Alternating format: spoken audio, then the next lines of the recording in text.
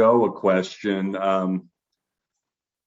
In the grease side, which obviously isn't my area of expertise, unfortunately, but will there be a need to change in the traditional roles of the industry and industry associations in developing new greases? It seems like in some of these specialty areas, the OEMs are doing their own thing, and there's not a uniform or standardization. What's your view on that? Yeah, it's interesting because I'm listening and just even thinking through how some of the other areas work, and I think because of the bulk of oil and fuel that's sold in passenger car and heavy duty, there's a big need within the industry to have everybody get together and figure out what the specification should look like.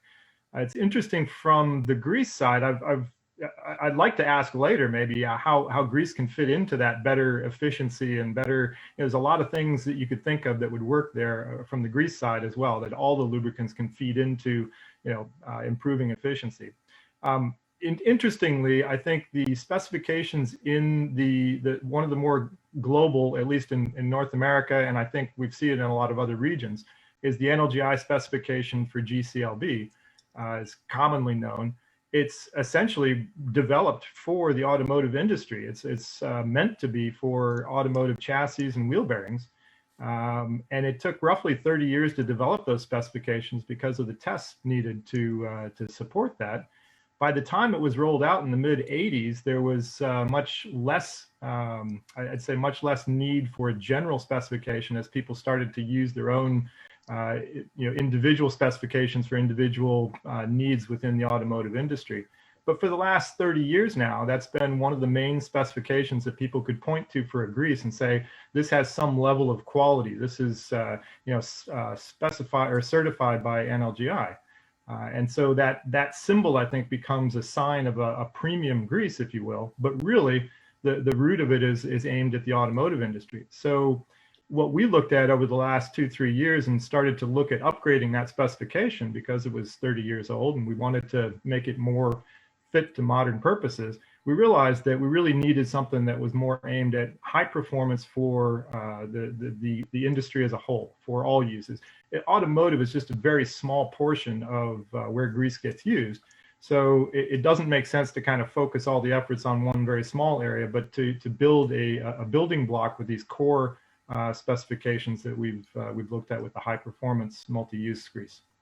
So as I see that, I think that's an opportunity for NLGI, which its members include grease manufacturers, additive suppliers, test manufacturers. So we're trying to pull in OEMs, we're trying to pull in end users and get something as a kind of a community that fits everybody's needs and allows everybody to talk about what do we mean by high performance in the grease area with some sense of specified performance that everybody can agree on. Chuck, I'd like to get your opinion in the same area. And I was just thinking as Joe was talking too, not to get off on a tangent, but you must also be under pressure, I assume, with, for example, the pricing of lithium going into batteries and new demands there in order to develop your specs, but have a product that's still competitive and you can sell in the market. So can you talk a little bit about that, but also about whether there's globalization or whether you think there'll be globalization of standards? Wow, you just added a whole nother topic. I know. Lithium is a major topic of discussion. Let me more quickly hit on the standardization. Okay, sure. To build on what Joe said, and actually to step back even prior to GCLB and in 30 years since, I mean, grease specifications are pretty much developed by OEMs. They know what they want for their equipment. Every grease application is different. One of the fascinating things about grease, frankly, is that there's not one grease or one grease type to solve a given application challenge. You can put a polyurea grease of a certain type or a lithium complex or a calcium sulfonate complex grease in the same application and solve the challenges in a different way.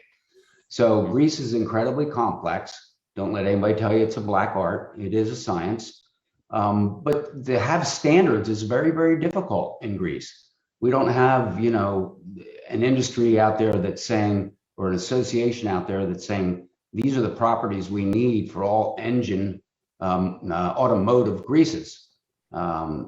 So what we have done, what Joe talked about, is we've developed a very high performance multi-use grease specification. And it's just that. It's not specific for an application.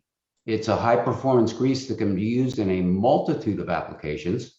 But when you get down to specifics in the automotive industry, electrification, for instance, I've just seen over the last 12 months, every major oil company has launched a line of electric vehicle lubricants, including a line of greases.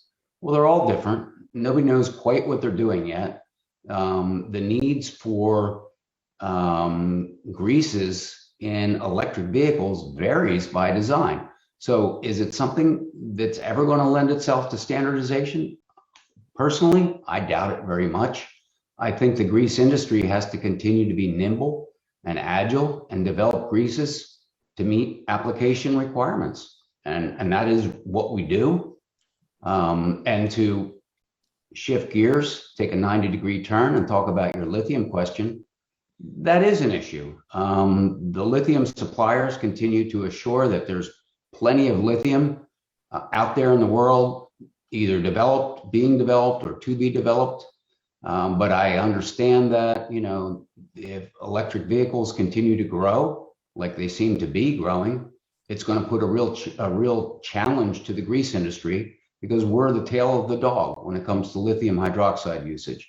So there are other technologies available, sometimes at a greater cost, sometimes with a concern about compatibility, but there are other solutions, without a doubt.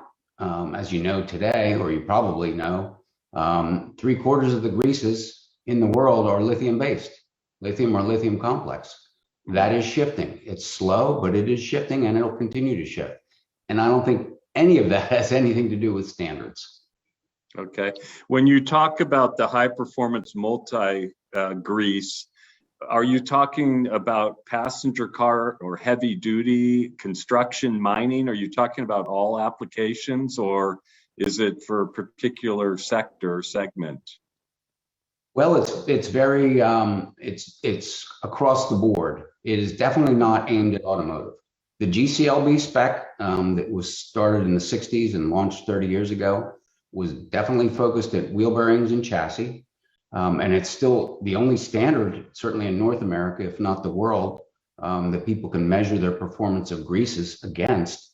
But this high performance multi-use spec is intended to be more of a kind of a universal grease for use in manufacturing plants and very much across the board in all kinds of facilities and applications that utilize grease that don't require a specialized grease. It is not a grease for every application. It's not designed for extreme high temperatures or extreme high loads. It's designed to be a very, very good multi-use grease with the ability, with 4 different enhanced categories, to provide additional performance in the areas of high load, saltwater corrosion resistance, water resistance, and low temperature performance. But again, it's not a specialty grease, but it is probably aimed more at industrial than automotive. Just as a suggestion for us novices, we'll move on, but perhaps the naming convention could be more clear in the grease industry for people like me to be able to link the names with the applications a little bit better, but that's just me.